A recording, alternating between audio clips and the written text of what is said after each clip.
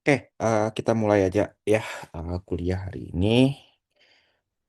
Kita masih topik perbandingan hukum kontrak, tetapi setelah UTS, saya coba untuk masuk ke topik-topik yang lebih spesifik ya, karena saya yakin kalian sudah diberikan materi pengantar terlebih dahulu, beberapa topik penting ya di dalam perbandingan hukum kontrak.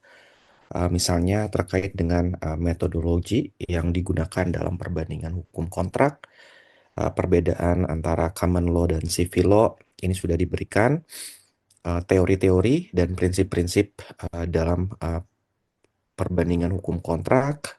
Kemudian coba masuk ke lebih spesifik, misalnya syarat sah suatu kontrak, klausul-klausul yang ada di dalam kontrak, eh, termasuk juga isu bagaimana formation of the contract ataupun pembentukan kontrak, isu tentang prakontraktual, misalnya memorandum of understanding dan letter of intent, dan proses negosiasi kontrak ya. Saya yakin ini sudah diberikan oleh dosen sebelumnya.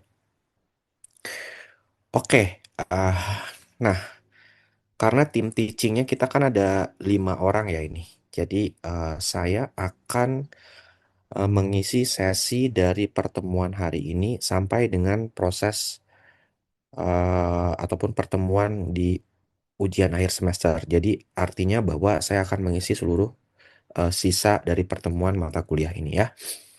Jadi apa saja yang akan saya sampaikan dalam beberapa sisa perkuliahan ini? Yang pertama, hari ini kita akan bahas tentang performance of the contract ataupun pelaksanaan dari suatu kontrak ya. Minggu depan kita akan coba bahas tentang konsep uang prestasi dan bentuk-bentuk tanggung jawab. Kemudian pertemuan ke-11 ya, ke-11 kita akan bahas tentang konsep force majeure dan juga hardship. Nanti akan saya coba kontekstualisasikan dengan perkembangan sekarang ya, misalnya adanya penutupan Selat Hormuz ataupun isu ketika COVID-19, itu nanti akan saya coba kaitkan bagaimana konsep force majeure dan juga hardship ini bisa diterapkan dalam case study ya, karena ini topik yang sangat penting bagi kalian pahami konsep-konsep terkait dengan aspek teknis dari kontrak internasional ya. Pertemuan ke-12 kita coba bahas tentang salah satu isu yang saya rasa juga sangat krusial di dalam hukum kontrak internasional, yaitu terkait dengan isu interpretation ya atau penafsiran ya. Ini ada sebuah perubahan paradigma di beberapa jurisdiksi ya. Misalnya kalau kita lihat perkembangan tradisionalnya negara-negara civil law terlalu tekstual ya dalam menafsirkan klausul kontrak, baik itu dalam tataran di pengadilan ataupun di beberapa perkembangan di arbitrase ya. Tetapi dewasa ini negara-negara sudah mencoba untuk menyesuaikan perkembangan, tidak hanya melihat dari perspektif tekstual, tetapi juga kontekstual ya. Jadi saya bisa katakan bahwa ini sudah terjadi suatu perubahan paradigma.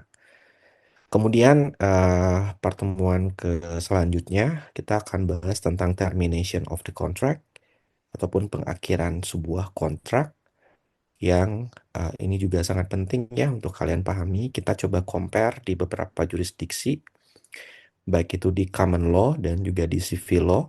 Kita coba lihat nanti misalnya di Perancis ya yang merepresentasikan negara civil law dan juga Belanda, Jerman, Austria, dan kita bandingkan dengan jurisdiksi yang common law, baik itu di Singapura, misalnya negara terdekat dengan kita, dan juga di English ya, di perkembangan di hukum kontrak di Inggris.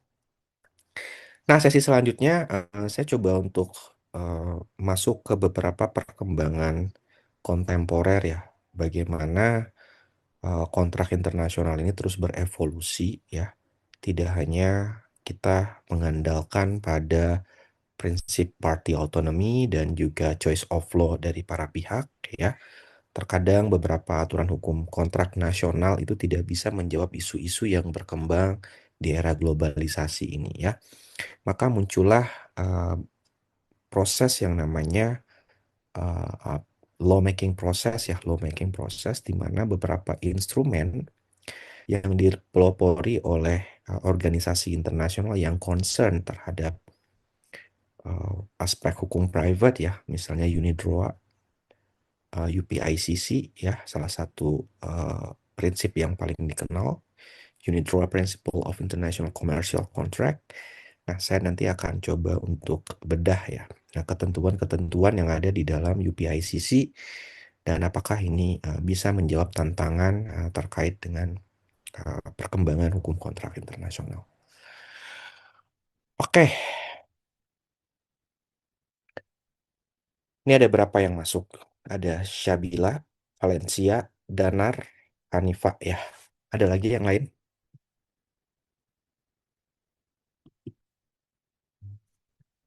Oke, ini saya on cam ya. Sengaja saya on cam. Kalau kalian bisa on cam, silakan untuk bisa lebih interaktif supaya kuliah kita lebih apa ya, ada diskusinya. Jadi jangan saya ceramah sendiri, jangan saya ngomong sendiri gitu ya. Oke, kita lihat dulu bagaimana perkembangan kontrak di abad ke-21 ini ya. Di dalam dua tabel yang saya tampilkan ini, dua tabel yang membandingkan bagaimana dinamika hukum kontrak di abad ke-21 ini. Tadi di awal sudah saya katakan bahwa ada fenomena yang disebut dengan diversity of traditional national contract law. Ini sudah tidak bisa dielakkan karena setiap jurisdiksi ya, setiap negara juga punya hukum kontraknya masing-masing. Kemudian kita lihat juga bagaimana upaya uniformity dan harmonisasi ya, uniformity and harmonization of the contract law. Tadi saya katakan karena perbedaan sistem hukum, perbedaan culture, lain sebagainya, sekarang ada fenomena yang disebut sebagai proses harmonisasi ya, dan juga proses unifikasi. Ini ada perbedaan antara unifikasi dan harmonisasi. Saya tidak akan kuliahkan di sesi hari ini. Nah, dinamika lainnya adalah muncul instrumen yang namanya soft law ya. Meskipun dia non-legally binding instrumen, tapi eksistensinya itu sangat penting dalam upaya untuk menyeragamkan konsep-konsep yang ada di dalam hukum kontrak internasional. Nah, oleh karena itu, dalam merespon ya semakin kompleksnya hubungan kontraktual di era globalisasi ini, maka di sini saya propose ya suatu apa namanya konsep dan gagasan baru yang namanya transnationalization of commercial contract law. Kalian bisa lihat gimana terjadinya fragmentation ya, fragmentasi di setiap jurisdiksi, kemudian isu terkait dengan choice of law clause di dalam kontrak ini juga terkadang belum bisa memberikan jawaban terkait dengan pesatnya ya hubungan kontraktual dan semakin teknis ya, apalagi sekarang di era apa namanya e-commerce dan lain sebagainya perlu ada inovasi baru untuk bisa memberikan jawaban terhadap tantangan tersebut. Jadi meskipun prinsip party autonomy ya, di mana para pihak bisa melakukan choice of law, tetapi ini terkadang hukum yang dipilih oleh salah satu pihak ataupun oleh keduanya terkadang belum bisa mengakomodir isu-isu yang berkembang dewasa ini.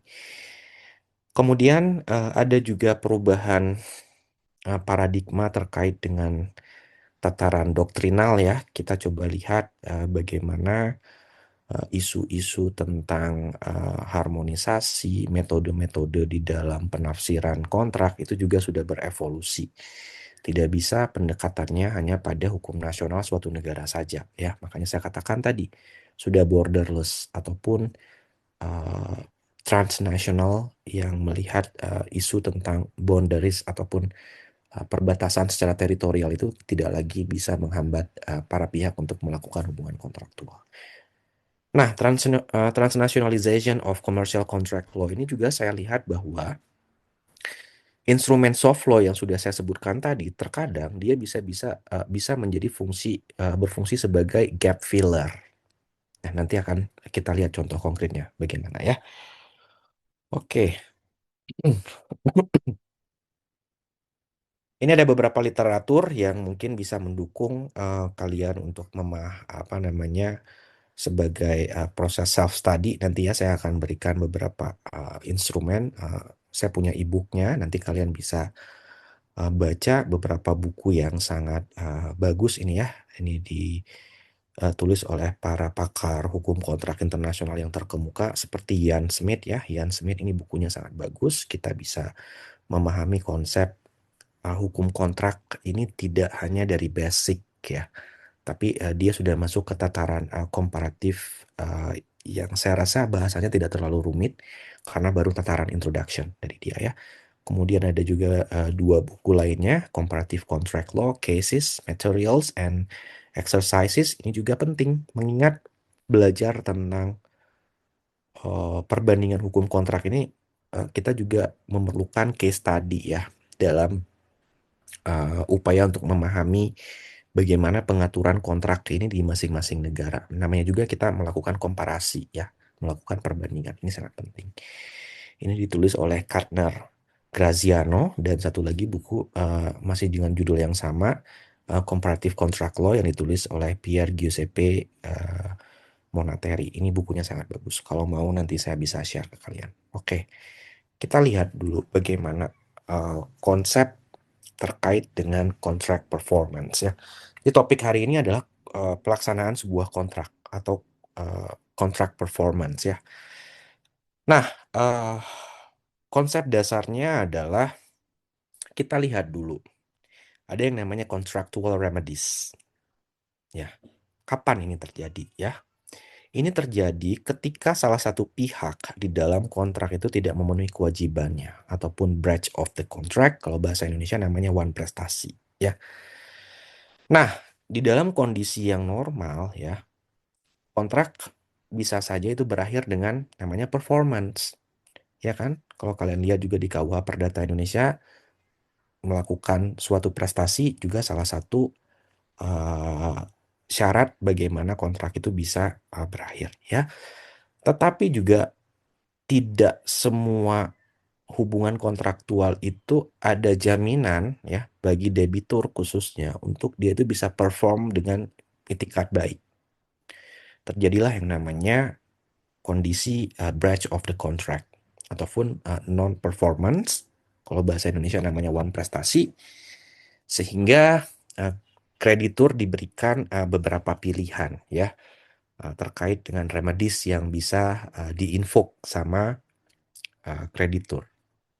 Nah, apa saja ya remedies yang pada umumnya bisa didapatkan oleh para kreditur? Yang pertama, dia bisa menuntut yang namanya pelaksanaan kontrak. Yang kedua, dia bisa menuntut yang namanya ganti rugi. Dan yang paling terakhir adalah upaya untuk yang namanya termination of the contract. Dia bisa meminta ataupun bisa untuk mengakhiri kontrak tersebut. Ini 3 remedies yang paling umum dilakukan oleh kreditur ketika debitur gagal memenuhi prestasinya ya. Oke, karena kita belajar tentang perbandingan hukum kontrak, nah konsep remedies ini nggak sama di setiap jurisdiksi ya.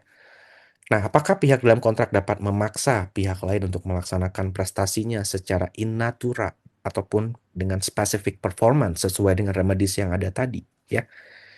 Jawabannya ini sangat variatif, tergantung jurisdiksi dan sistem hukum dari masing-masing negara.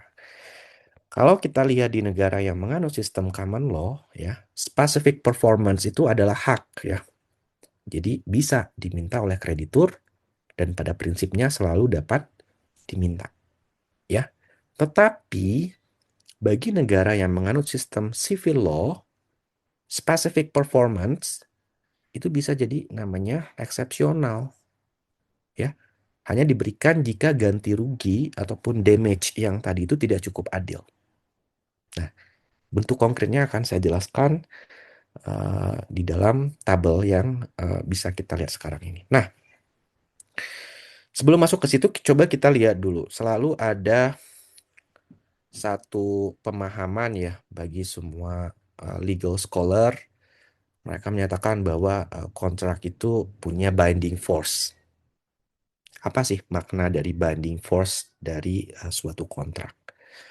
Nah, ini juga unik ya. Beda sistem hukum, beda pendekatannya. Coba kita lihat dulu di negara yang menganut sistem civil law ya.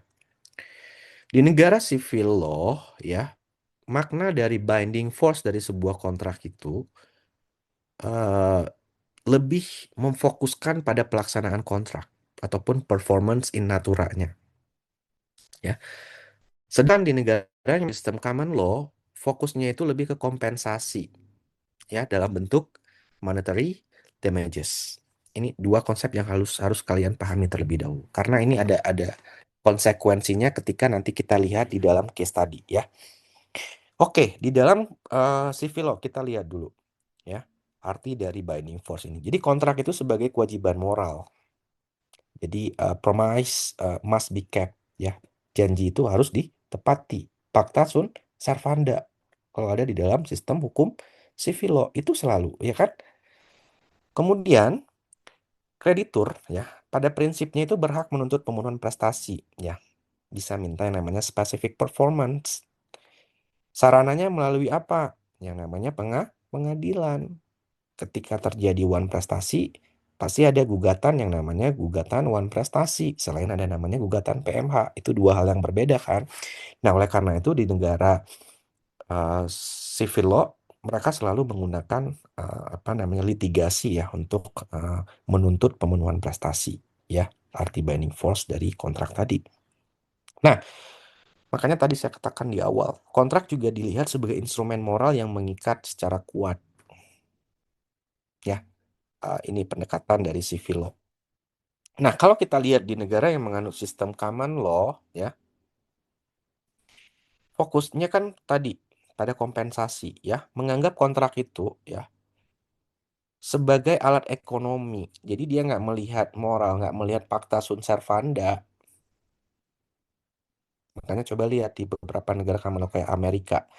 Banyak kan mazhab-mazhab di sana, economic analysis of law dan lain sebagainya. Nah, oleh karena itu, ya, breach of the contract, ya, pada umumnya itu cukup diselesaikan dengan namanya konsep ganti rugi. Kecuali nanti ada specific performance yang sifatnya hanya pengecualian. Nanti contoh konkretnya bisa kalian lihat dalam slide saya selanjutnya ya. Nah, debitur pada dasarnya boleh memilih ya untuk tidak melaksanakan kontrak selama dia membayar yang namanya kompensasi. Kalau di civil law kan nggak bisa. Ketika ada non-performance, kreditur punya hak untuk melakukan apa namanya pemenuhan prestasi dari debitur itu karena dia sudah breach of contract. Ini ya dua filosofi yang berbeda antara common law dan civil law. Nah, coba kita lihat. Apa arti specific performance yang tadi yang saya katakan di common law? Dia bisa bersifat pengecualian ya. Pengadilan di common law itu tidak menjadikan perintah untuk melaksanakan kontrak secara langsung ataupun in natura seperti yang ada di civil law sebagai solusi utama. Tetapi hanya memberikan kondisi ya atau memberikan dalam kondisi tertentu saja. Analogi sederhananya gini ya. Jika ada one prestasi ya, solusi defaultnya adalah ya namanya ganti rugi dalam bentuk uang, dalam bentuk ekonomi tadi. Damage. Harus dilakukan ganti rugi. Sedangkan specific performance ya, perintah apa untuk benar-benar melaksanakan kontrak itu bisa kita lihat hanya diberikan kalau ganti rugi itu tidak satisfied, tidak cukup. Beda dengan sistem yang ada di dalam civil law. Nah, kita lihat contoh konkretnya. Gini ya, specific performance ya. Specific performance hanya bisa dipakai ya jika ada 4 kondisi. Yang pertama, uang tidak bisa menggantikan kerugian yang diderita oleh kreditur itu secara adil. Yang kedua, baik itu barang ataupun jasa yang sifatnya unik ya. Misalnya ada lukisan, ada hal-hal ataupun barang yang memang dia tidak bisa direproduksi lagi, itu bisa ya. Kemudian tidak ada barang pengganti di pasar. Artinya itu memang diproduksi dalam particular designation ataupun particular kondisi tertentu ya. Kemudian yang terakhir yang keempat adalah eh, ada alasan yang bisa kita katakan quote unquote-nya ada bentuk fairness, bentuk keadilan yang khusus. Nah, coba kita lihat contoh konkretnya. Misalnya, A gagal mengirim 100 ton gula kepada B. Ini sebelumnya mereka buat hubungan kontraktual kan. B bisa ya. Sebenarnya dia B punya alternatif. Gula kan apa namanya produk yang bisa dikatakan umum ya, di mana-mana ada gitu kan. Jadi karena A melakukan breach of the contract ataupun dia gagal perform untuk mengirim 100 ton gula tadi kepada B, B itu bisa beli di pasar yang lain.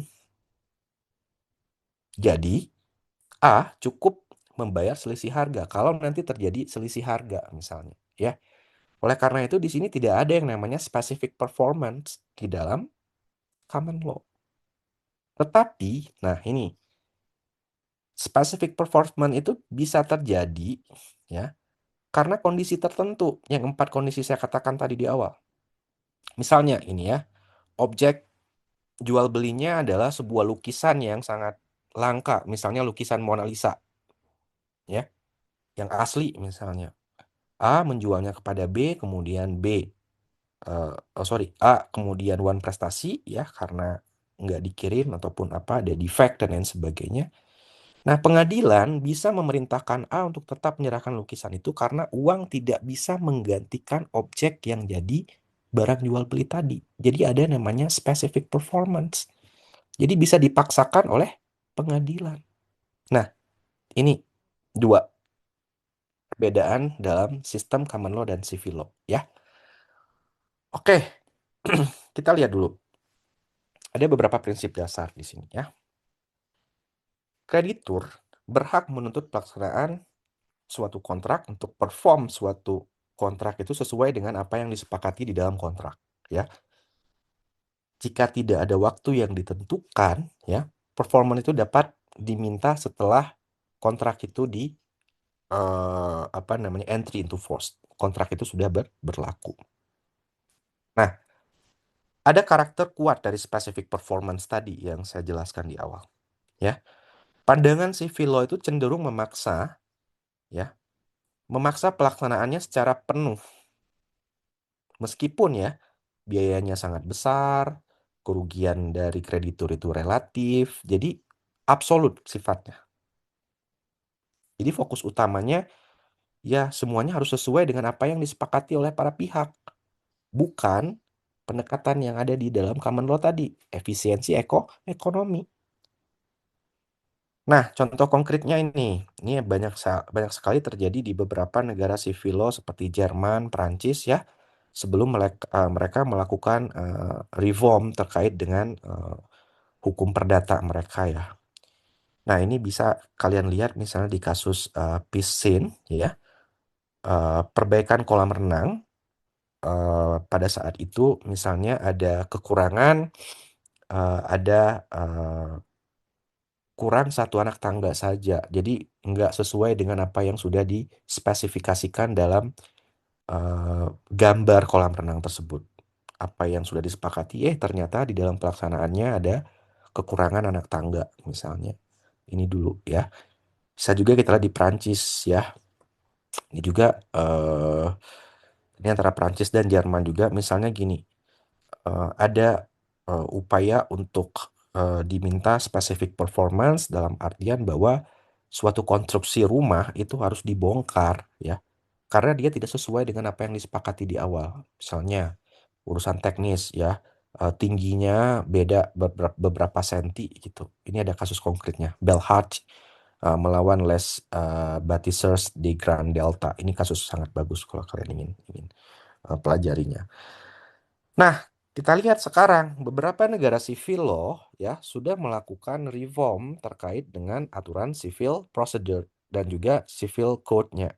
Juga hanya hukum perdata, hukum acara perdata juga banyak sekali. Belanda sekarang udah punya New BW, ya kan? Indonesia aja nih, kapan kita mau reform pakai KUH perdata yang udah sangat obsolete ya.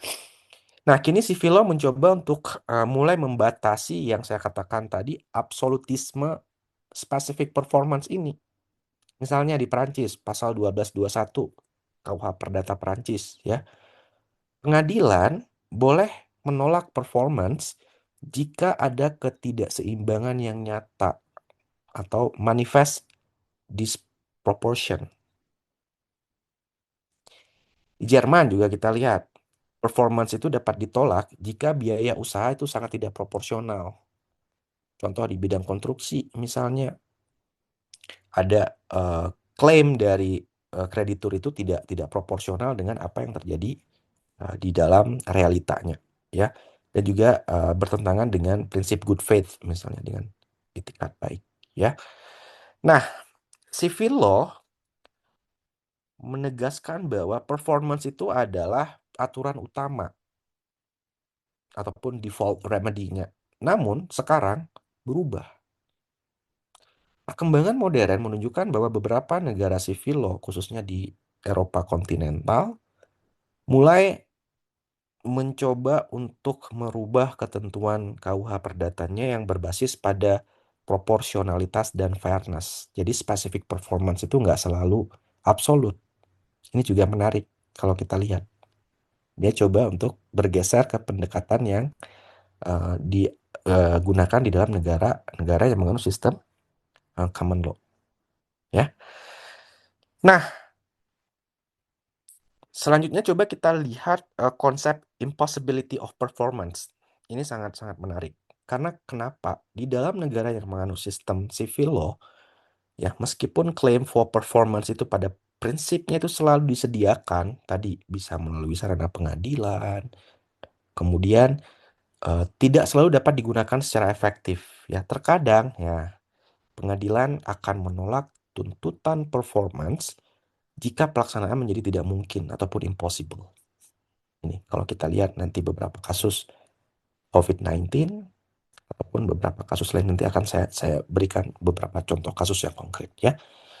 Jadi ada pengecualian ataupun impossibility ya jika kewajiban tidak lagi dapat dilaksanakan secara faktual. Konsekuensinya apa? Tidak ada gunanya lagi memerintahkan performance bagi pihak yang non-performs. Misalnya, rumah terbakar sebelum diserahkan kepada pembeli. Kan nggak usah lagi dipaksakan. Kan di sini kan belum ada penyerahan. Akibat hukumnya apa? Jika performance tidak mungkin, ya, tuntutan specific performance itu gugur. Nah, pihak yang dirugikan, ya, bisa menggunakan beberapa alternatif, termasuk salah satunya melakukan termination of contract, yang ini nanti akan saya jelaskan di pertemuan ke-13. Pun dia meminta klaim ganti rugi dalam bentuk tertentu, ya, damage, jika syarat-syarat tertentu juga terpenuhi. Ini nanti masalah penafsiran ketika dispute itu muncul di pengadilan, ya. Jadi hakim nanti yang akan memainkan peran yang lebih penting. Nah, coba kita lihat klasifikasi hukumnya sekarang ya. Jadi terkait dengan jenis impossibility ini, ya, tidak semua kegagalan performance itu diperlakukan sama. Misalnya karena objeknya musnah, perubahan hukum, ini sangat sering ya di negara-negara berkembang. Ini nanti kita bisa bahas juga di mata kuliah hukum penanaman modal ya, ataupun legitimate expectation dari investor, fair and equitable treatment, ini juga menarik nanti. Atau sebab-sebab yang lain ya. Nah ini, meskipun civil law itu menganggap performance sebagai remedi utama, ya, prinsip ini hanya berlaku jika pelaksanaan masih mungkin dilakukan secara nyata, namun tidak, ya. Ataupun dengan kata lain, jika tidak, sistem hukum beralih ke remedi yang sifatnya saya katakan tadi bisa termination ataupun damage. Itu yang terjadi di civil law. Ya, oke, itu terkait dengan performance, impossibility. Nanti kita bahas di perkuliahan selanjutnya terkait dengan termination, konsep force majeure, hardship, frustration di dalam common law. Coba kita bandingkan ya. Sekarang coba kita lihat bagaimana untuk mengenforce performance itu.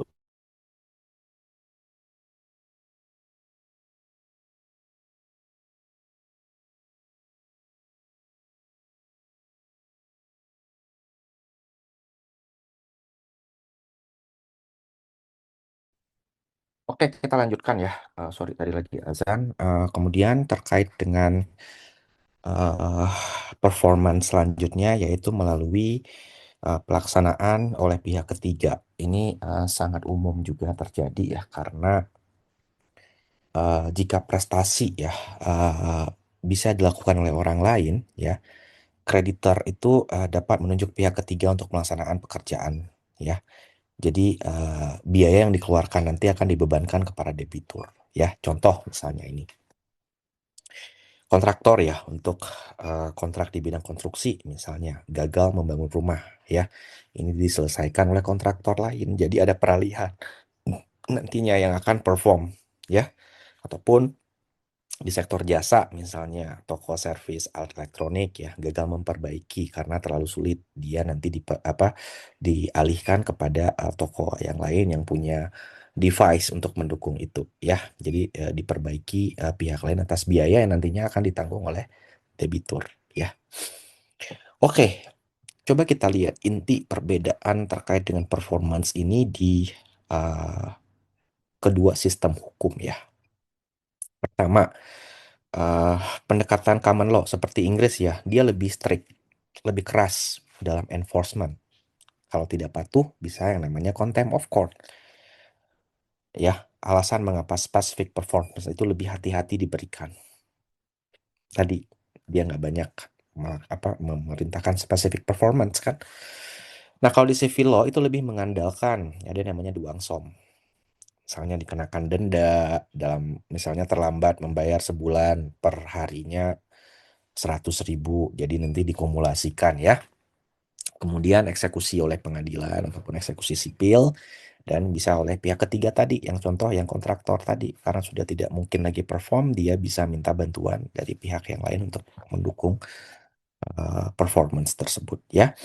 Jadi isu terkait dengan enforcement of performance ini tidak dilakukan langsung oleh kreditor, jarang sekali ya.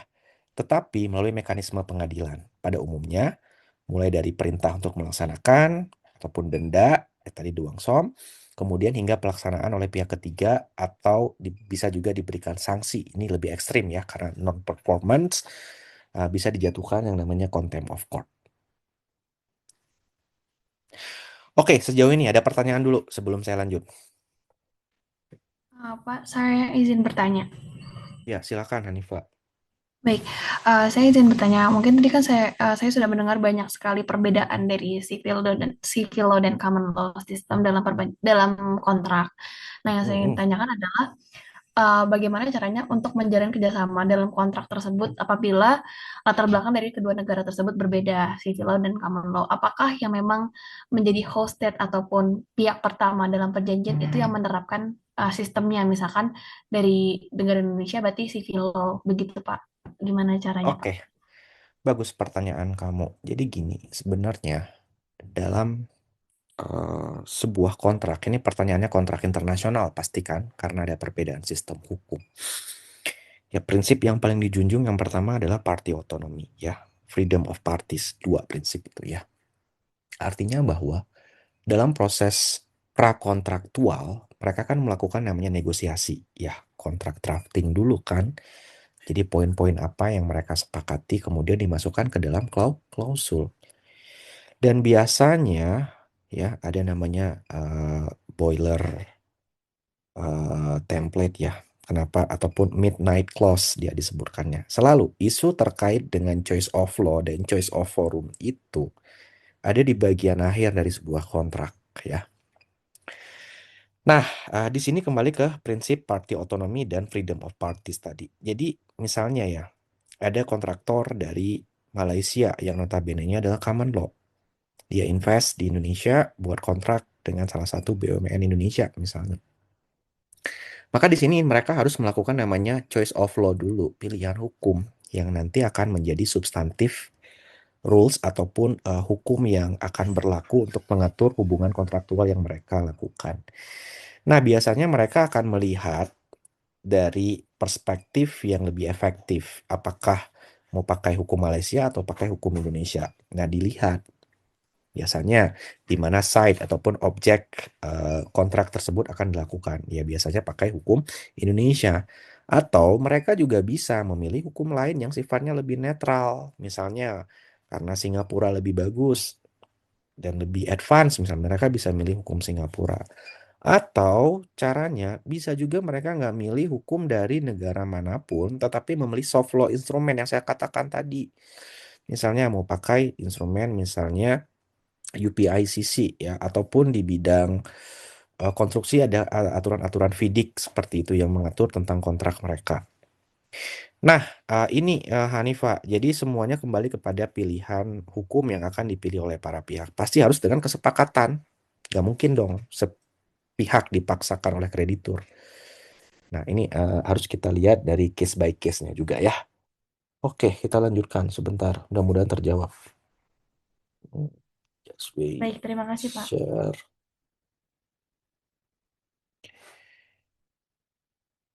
Apakah share screen saya sudah terlihat? Oke, nah ini kita masuk ke isu spesifik sekarang ya. COVID-19 ya.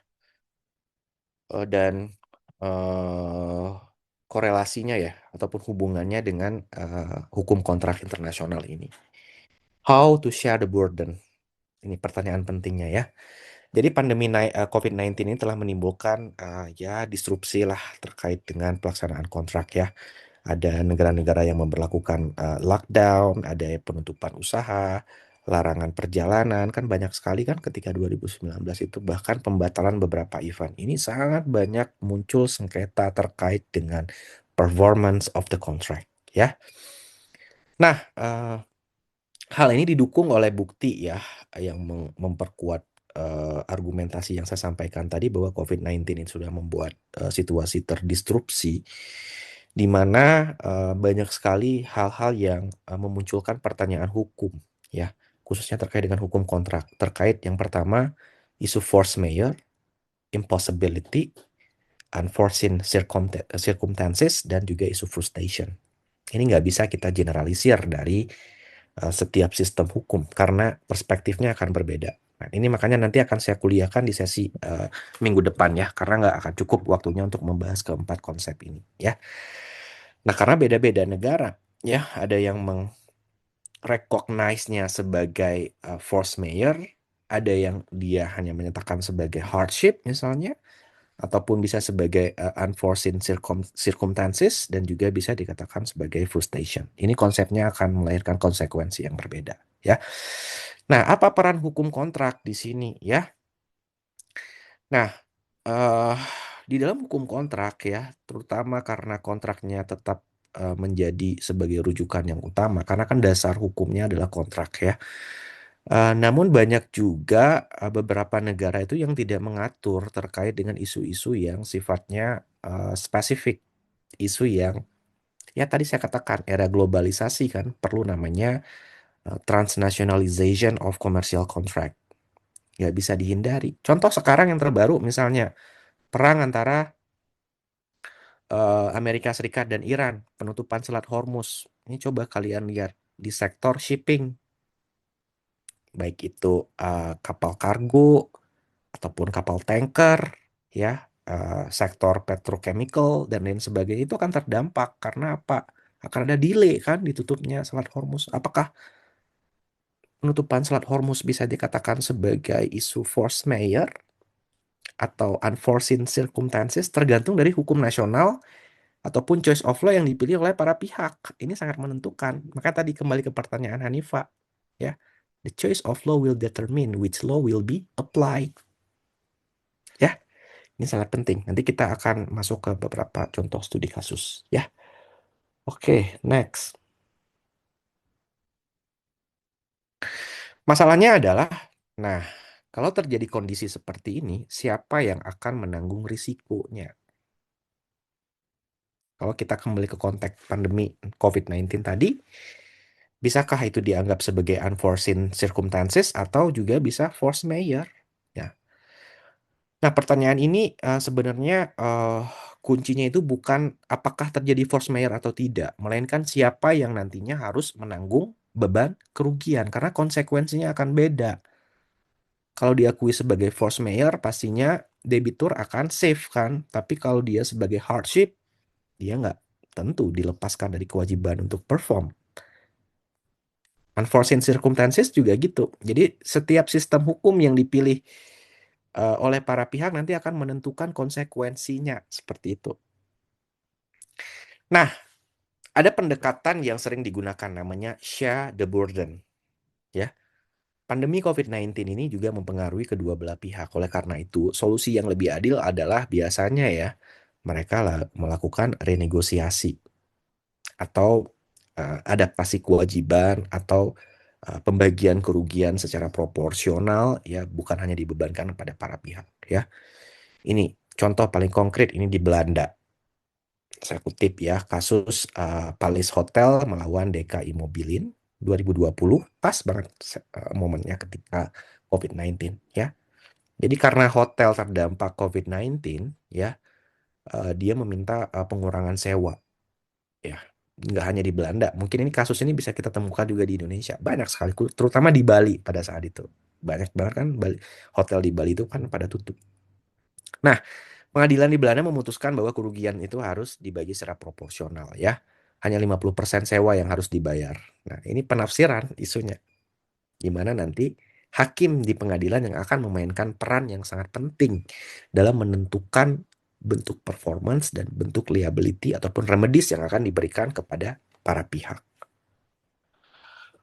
Oke, selain Belanda ada juga negara lain yang lebih lebih advance ya dalam merespon isu COVID-19 yang terjadi pada tahun 2019 lalu. Misalnya di Jerman ya ada upaya memberikan perlindungan bagi konsumen ataupun UMKM ya untuk menunda ataupun menolak kewajiban mereka demi keberlangsungan ekonomi. Indonesia juga ada kan aturan paket kebijakan yang dikeluarkan oleh pemerintah supaya nantinya debitur dari usaha-usaha kecil itu tidak terdampak ya. Di Inggris bahkan dikeluarkan namanya Coronavirus Act tahun 2020 ya, melarang pengusiran penyewa karena tidak membayar sewa dalam kondisi tertentu. Ya, karena mereka kan nggak mungkin perform lagi. Nah, pertanyaannya apakah ini force majeure atau tidak makin subjektif kan dari masing-masing negara ya. Jadi kesimpulannya adalah pandemi COVID-19 ini mendorong pergeseran dari pendekatan yang sangat rigid, kaku ya, menuju pendekatan yang lebih fleksibel, yang berbasis pada prinsip fairness dan proportionality.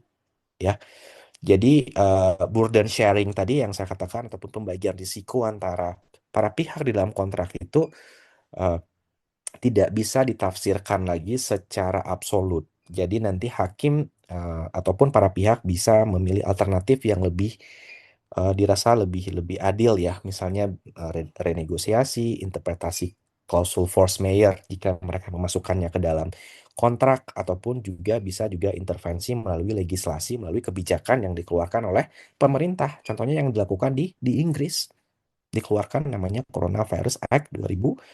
Jadi sifatnya kan sudah jadi mandatory rules kan, nggak bisa ditentang oleh para pihak meskipun prinsip bahwa kontrak itu adalah undang-undang bagi para pihak kan diatur di dalam KUH Perdata kita juga, tetapi dia tidak bisa melangkahi yang namanya mandatory rules yang dikeluarkan oleh negara.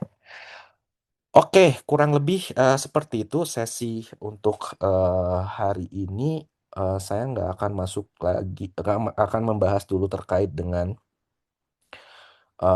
force majeure, hardship, dan juga apa namanya non-performance lainnya. karena kita masih ada 3 sesi lagi. Seperti yang sudah saya jelaskan di awal itu ini ya.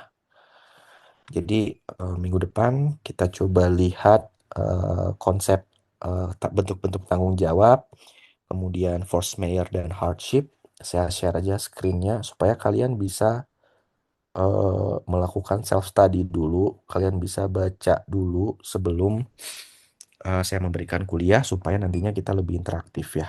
Ini sebentar. Stop share. Jadi untuk sisa materi selanjutnya silakan kalian sesuaikan aja dari slide yang saya kirim ini. Yang pertama, minggu depan kita langsung masuk ke next branch of contract ya, buat prestasi dan bentuk next force mayor dan hardship. Dan saya juga akan masuk ke isu terkait dengan uh, lebih kontemporer ya, misalnya kita pakai pendekatan case tadi yang terjadi di Selat Hormuz misalnya. Baru kita masuk ke isu contract interpretation dan termination of contract. Dan terakhir nanti saya akan wrap up uh, bentuk-bentuk soft law instrument bisa digunakan sebagai gap filler ya. Dan kalau bisa, kalau masih ada waktu juga kita coba masuk ke instrumen hard law seperti CISG ya, Convention on International Sales of Goods. Ini juga bagus untuk jadi rujukan untuk kita diskusi. Oke, ada pertanyaan dulu.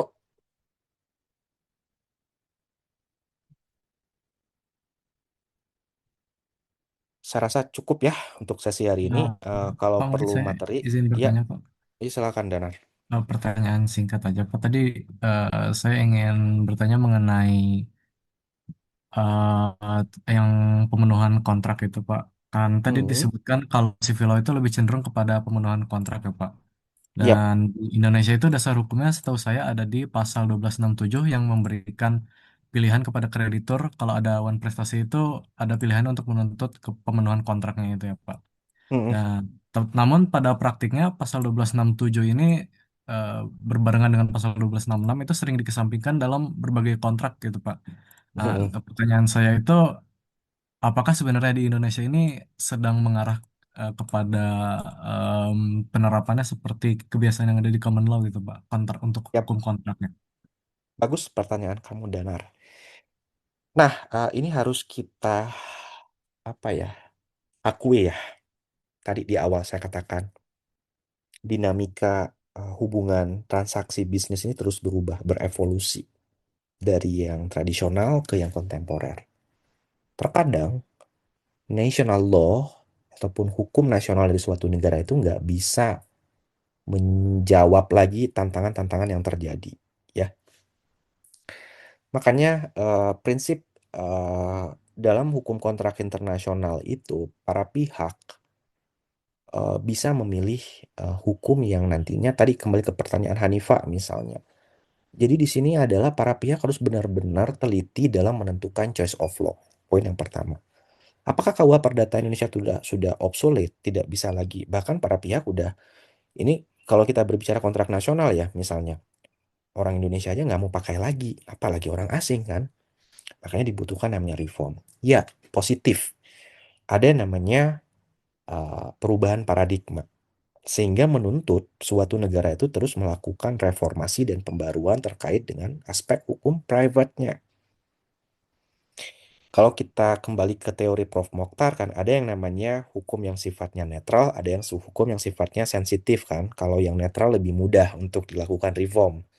Kalau yang sensitif, misalnya hukum kekeluargaan dan lain sebagainya, aspek hukum private katanya lebih challenging. Selain itu kan isu tentang hukum kontrak ini kan bisa lebih fleksibel ya, para pihak bisa melakukan choice of law. Tetapi gini Danar, kita jangan terjebak juga dalam lingkaran yang quote unquote ya, seakan-akan hanya mengadopsi semata hukum dari negara lain ataupun soft law yang ditawarkan, misal UPICC. Tapi harus kita lihat juga relevansi dan kebutuhan dari negara tertentu. Misalnya Indonesia ya, kan nggak mungkin kita adopt automatically ketentuan yang ada di dalam common law misalnya ya. Makanya perlu di sini filterisasi. Jadi nanti kalau ada rencana pembaruan KUH Perdata ya pasti kita melihat urgensinya, poin-poin mana yang memang harus dilakukan amandemen. Tadi 1266, 1267 misalnya udah dianggap udah nggak relevan terkait dengan performance of contract. Jarang sekali pengadilan misalnya dalam menerapkan bentuk remedies dianggap sudah tidak adil dan lain sebagainya, buat apa lagi ya. Memang secara teori mudah Danar untuk kayak saya dosen misalnya berbicara tentang upaya reformasi dan lain sebagainya, tapi dalam tataran praktik itu agak challenging ya. Ini juga sekarang Undang-Undang 3099 mau di amandemen udah berapa puluh tahun, tapi kan politik hukum kan yang bermain lagi. Gimana cara untuk merubah itu? Makanya kalau nanti kalian jadi legal counsel ataupun jadi in-house lawyer, ya pasti ketika kontrak drafting ya harus benar-benar teliti ya. Kalian skrutini sebagus mungkin apa hukum yang harus diterapkan yang akan mengatur hubungan kontraktual di antara para pihak ya. Ada proses namanya kan due diligence dulu, kalian buat legal opinion ya, nanti klien kalian yang akan, ini penting skill sebenarnya. Jadi dari materi hari ini nanti kalian juga bisa dapat feedback loh. One day kalian bisa jadi lawyer, nggak mudah untuk kontrak drafting. Nanti ada mata kuliah lain yang namanya perancangan kontrak. Ya, saya juga ngajar perancangan kontrak. Nanti juga kita akan lihat dinamika yang terjadi di antara kreditur dan debitur dalam menentukan choice of law ini. Mana yang lebih relevan dengan konteks yang berkembang dewasa ini. Oke, mungkin itu aja. Mudah-mudahan terjawab. Danar, ada lagi yang lain?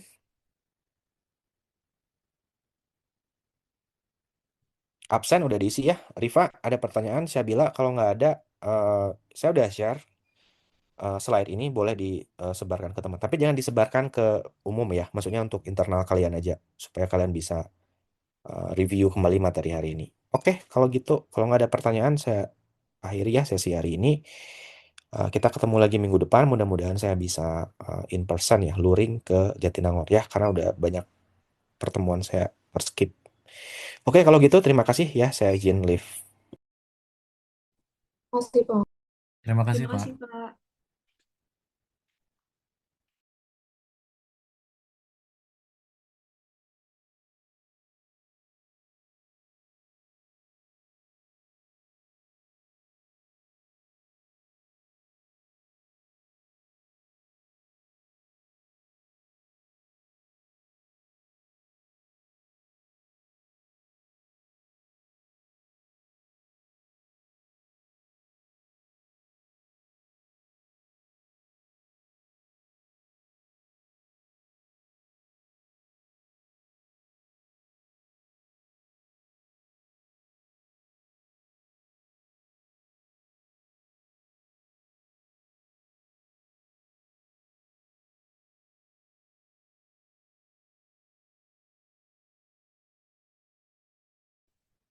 Oke, kita lanjutkan ya.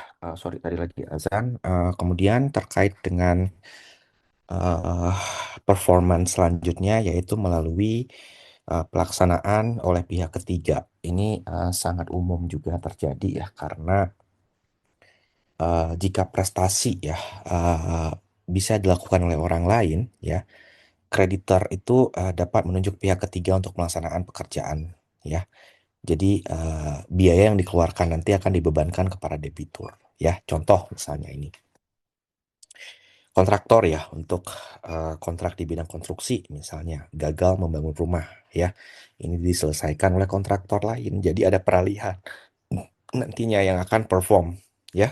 Ataupun di sektor jasa misalnya toko servis alat elektronik ya gagal memperbaiki karena terlalu sulit, dia nanti dialihkan kepada toko yang lain yang punya device untuk mendukung itu ya. Jadi diperbaiki pihak lain atas biaya yang nantinya akan ditanggung oleh debitur ya. Oke, coba kita lihat inti perbedaan terkait dengan performance ini di uh, kedua sistem hukum ya. Pertama, eh, pendekatan common law seperti Inggris ya, dia lebih strict, lebih keras dalam enforcement. Kalau tidak patuh, bisa yang namanya contempt of court. Ya, alasan mengapa specific performance itu lebih hati-hati diberikan. Tadi, dia nggak banyak. memerintahkan specific performance kan. Nah, kalau di civil law itu lebih mengandalkan ada yang namanya duangsom. Misalnya dikenakan denda dalam misalnya terlambat membayar sebulan per harinya 100.000, jadi nanti dikumulasikan ya. Kemudian eksekusi oleh pengadilan ataupun eksekusi sipil dan bisa oleh pihak ketiga tadi, yang contoh yang kontraktor tadi, karena sudah tidak mungkin lagi perform, dia bisa minta bantuan dari pihak yang lain untuk mendukung performance tersebut ya. Jadi isu terkait dengan enforcement of performance ini tidak dilakukan langsung oleh kreditor, jarang sekali ya, tetapi melalui mekanisme pengadilan. Pada umumnya, mulai dari perintah untuk melaksanakan ataupun denda, tadi duangsom, kemudian hingga pelaksanaan oleh pihak ketiga atau bisa juga diberikan sanksi. Ini lebih ekstrim ya, karena non-performance bisa dijatuhkan yang namanya contempt of court. Oke, sejauh ini ada pertanyaan dulu sebelum saya lanjut. Pak, saya izin bertanya. Ya, silakan Hanifa. Baik, saya izin bertanya. Mungkin tadi kan saya sudah mendengar banyak sekali perbedaan dari civil law dan common law system dalam kontrak. Nah, yang saya ingin Mm-mm. tanyakan adalah bagaimana caranya untuk menjalin kerjasama dalam kontrak tersebut apabila latar belakang dari kedua negara tersebut berbeda, civil law dan common law. Apakah yang memang menjadi host state ataupun pihak pertama dalam perjanjian itu yang menerapkan sistemnya, misalkan dari negara Indonesia berarti civil law, begitu Pak? Gimana caranya Pak? Oke, bagus pertanyaan kamu. Jadi gini, sebenarnya dalam sebuah kontrak, ini pertanyaannya kontrak internasional pastikan, karena ada perbedaan sistem hukum. Ya, prinsip yang paling dijunjung yang pertama adalah party autonomy, ya. Freedom of parties, dua prinsip itu ya. Artinya bahwa dalam proses prakontraktual, mereka kan melakukan namanya negosiasi, ya. Kontrak drafting dulu kan.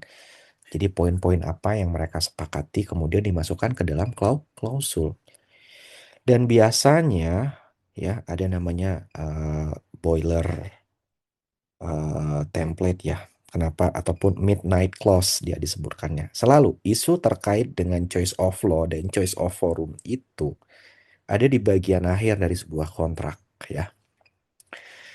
Nah, di sini kembali ke prinsip party autonomy dan freedom of parties tadi. Jadi misalnya ya, ada kontraktor dari Malaysia yang notabene-nya adalah common law. Dia invest di Indonesia buat kontrak dengan salah satu BUMN Indonesia misalnya. Maka di sini mereka harus melakukan namanya choice of law dulu, pilihan hukum yang nanti akan menjadi substantif rules ataupun hukum yang akan berlaku untuk mengatur hubungan kontraktual yang mereka lakukan. Nah, biasanya mereka akan melihat dari perspektif yang lebih efektif, apakah mau pakai hukum Malaysia atau pakai hukum Indonesia. Nah, dilihat biasanya di mana side ataupun objek kontrak tersebut akan dilakukan. Ya biasanya pakai hukum Indonesia. Atau mereka juga bisa memilih hukum lain yang sifatnya lebih netral. Misalnya karena Singapura lebih bagus dan lebih advance, misalnya mereka bisa milih hukum Singapura. Atau caranya bisa juga mereka nggak milih hukum dari negara manapun, tetapi memilih soft law instrumen yang saya katakan tadi. Misalnya mau pakai instrumen misalnya UPICC ya, ataupun di bidang konstruksi ada aturan-aturan FIDIC seperti itu yang mengatur tentang kontrak mereka. Nah, ini Hanifah, jadi semuanya kembali kepada pilihan hukum yang akan dipilih oleh para pihak. Pasti harus dengan kesepakatan. Gak mungkin dong sepihak dipaksakan oleh kreditur. Nah, ini harus kita lihat dari case by case-nya juga ya. Oke, kita lanjutkan sebentar. Mudah-mudahan terjawab. Just Baik, wait. terima kasih Pak. Share.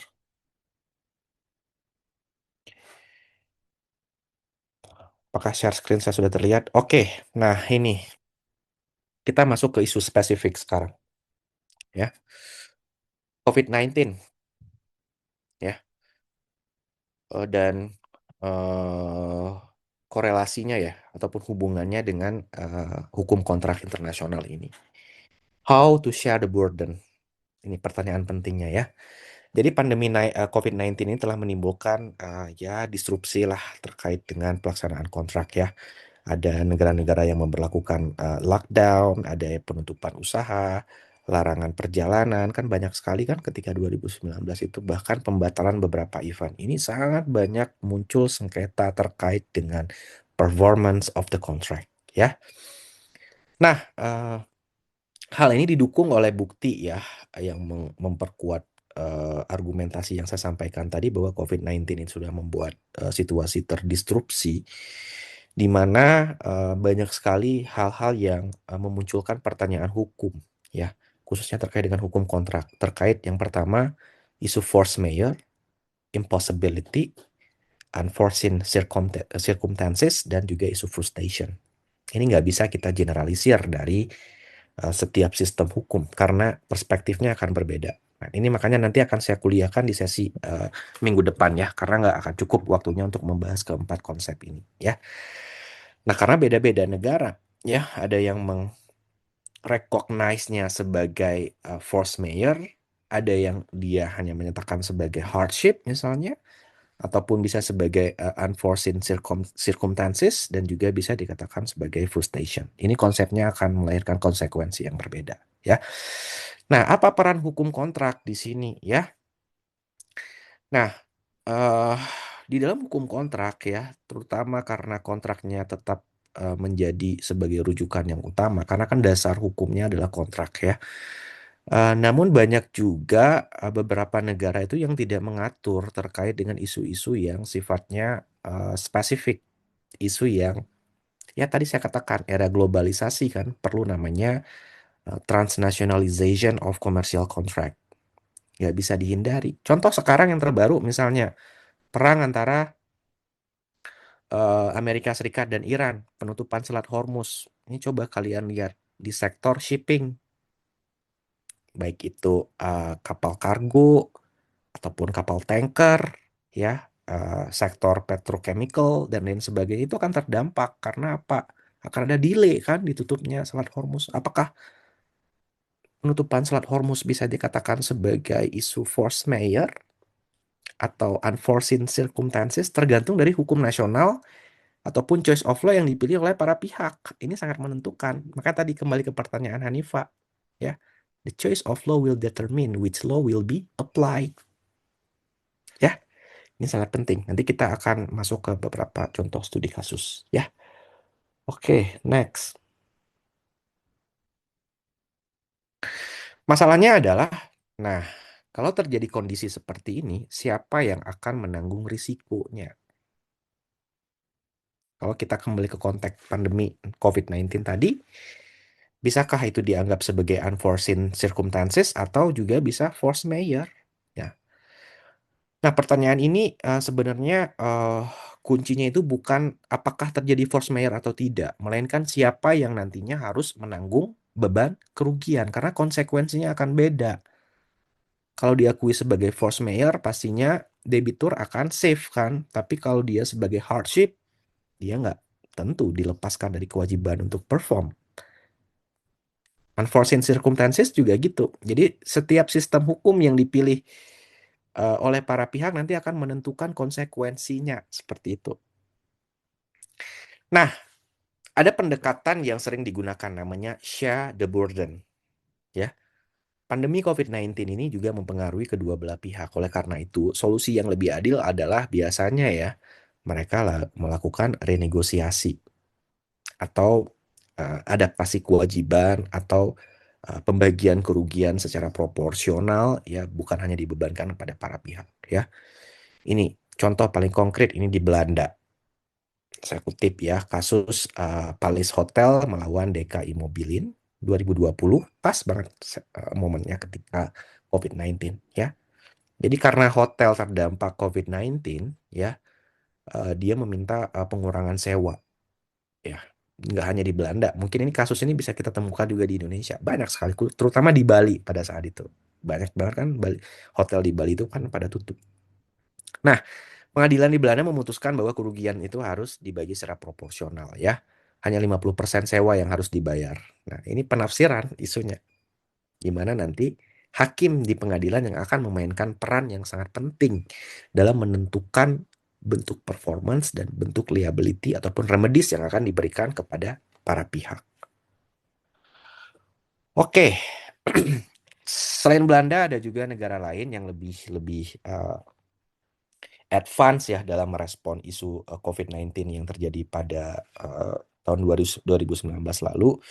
Misalnya di Jerman ya ada upaya memberikan perlindungan bagi konsumen ataupun UMKM ya untuk menunda ataupun menolak kewajiban mereka demi keberlangsungan ekonomi. Indonesia juga ada kan aturan paket kebijakan yang dikeluarkan oleh pemerintah supaya nantinya debitur dari usaha-usaha kecil itu tidak terdampak ya.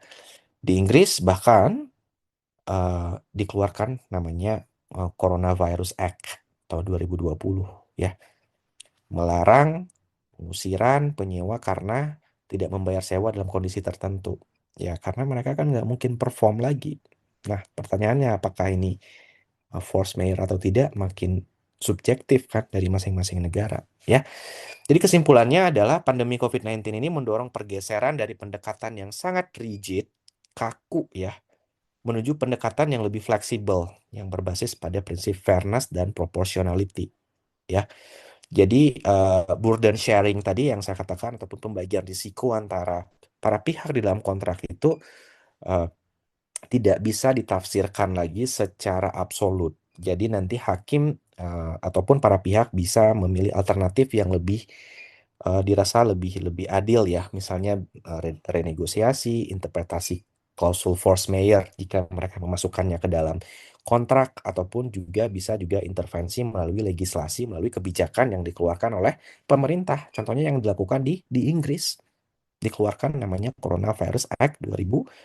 Jadi sifatnya kan sudah jadi mandatory rules kan, nggak bisa ditentang oleh para pihak meskipun prinsip bahwa kontrak itu adalah undang-undang bagi para pihak kan diatur di dalam KUH Perdata kita juga, tetapi dia tidak bisa melangkahi yang namanya mandatory rules yang dikeluarkan oleh negara. Oke, kurang lebih seperti itu sesi untuk hari ini. Saya nggak akan masuk lagi, nggak akan membahas dulu terkait dengan force majeure, hardship, dan juga eh, apa namanya non-performance lainnya, karena kita masih ada 3 sesi lagi. Seperti yang sudah saya jelaskan di awal itu ini ya. Jadi minggu depan kita coba lihat konsep bentuk-bentuk tanggung jawab, kemudian force majeure dan hardship. Saya share aja screen-nya supaya kalian bisa melakukan self study dulu. Kalian bisa baca dulu sebelum saya memberikan kuliah supaya nantinya kita lebih interaktif ya. Ini sebentar. Stop share. Jadi untuk sisa materi selanjutnya, silakan kalian sesuaikan aja dari slide yang saya kirim ini. Yang pertama, minggu depan kita langsung masuk ke next branch of contract ya, buat prestasi dan bentuk next force majeure dan hardship. Dan saya juga akan masuk ke isu terkait dengan uh, lebih kontemporer ya, misalnya kita pakai pendekatan case tadi yang terjadi di Selat Hormuz misalnya. Baru kita masuk ke isu contract interpretation dan termination of contract. Dan terakhir nanti saya akan wrap up uh, bentuk-bentuk soft law instrument bisa digunakan sebagai gap filler ya. Dan kalau bisa, kalau masih ada waktu juga kita coba masuk ke instrumen hard law seperti CISG ya, Convention on International Sales of Goods. Ini juga bagus untuk jadi rujukan untuk kita diskusi. Oke, ada pertanyaan dulu.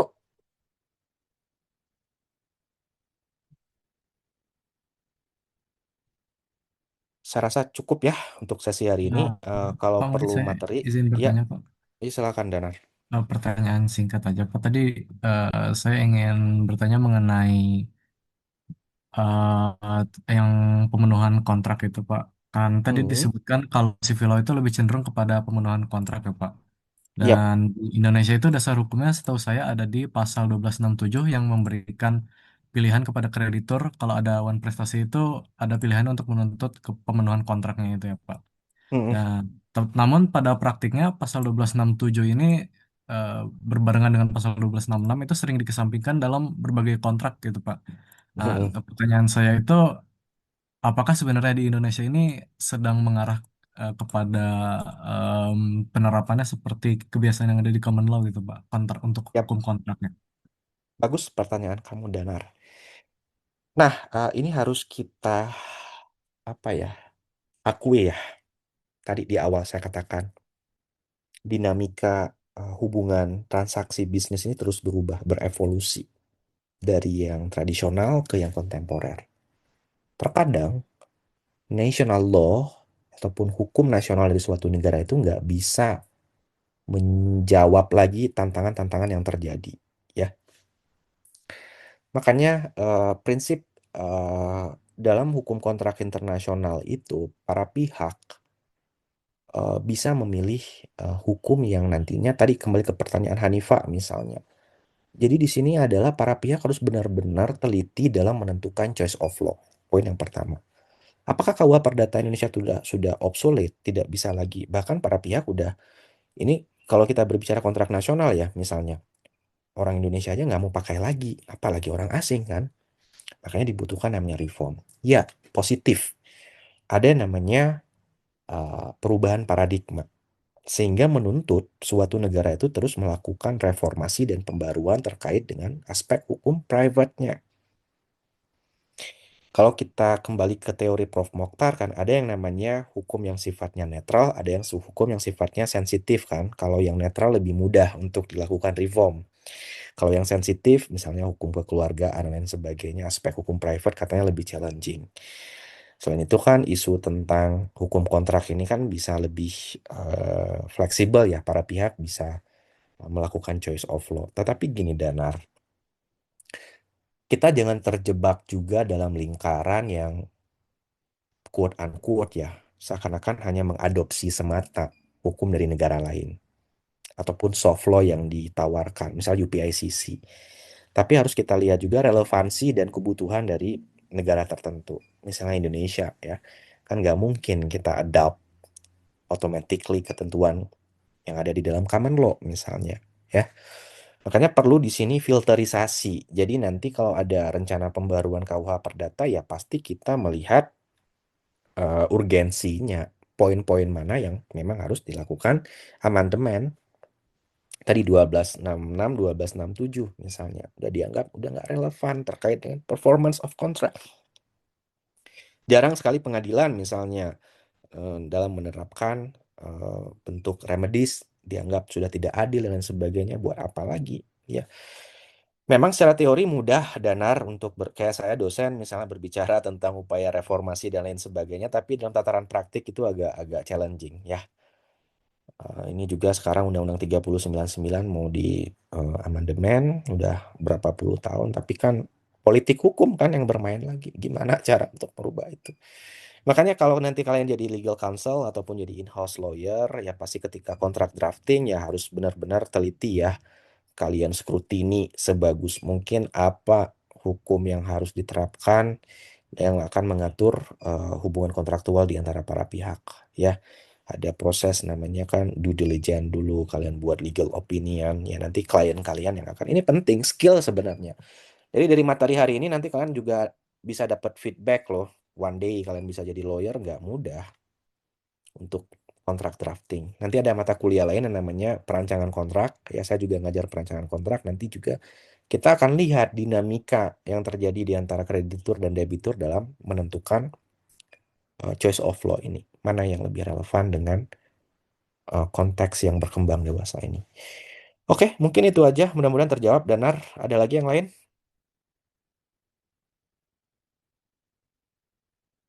Absen udah diisi ya. Rifa, ada pertanyaan? Saya bilang kalau nggak ada, eh, saya udah share slide ini, boleh disebarkan ke teman. Tapi jangan disebarkan ke umum ya. Maksudnya untuk internal kalian aja. Supaya kalian bisa review kembali materi hari ini. Oke, kalau gitu. Kalau nggak ada pertanyaan, saya akhiri ya sesi hari ini. Kita ketemu lagi minggu depan. Mudah-mudahan saya bisa in person ya, luring ke Jatinangor ya. Karena udah banyak pertemuan saya skip. Oke, kalau gitu terima kasih ya. Saya izin live. Masih, Pak. Terima kasih Terima kasih, Pak. Pak.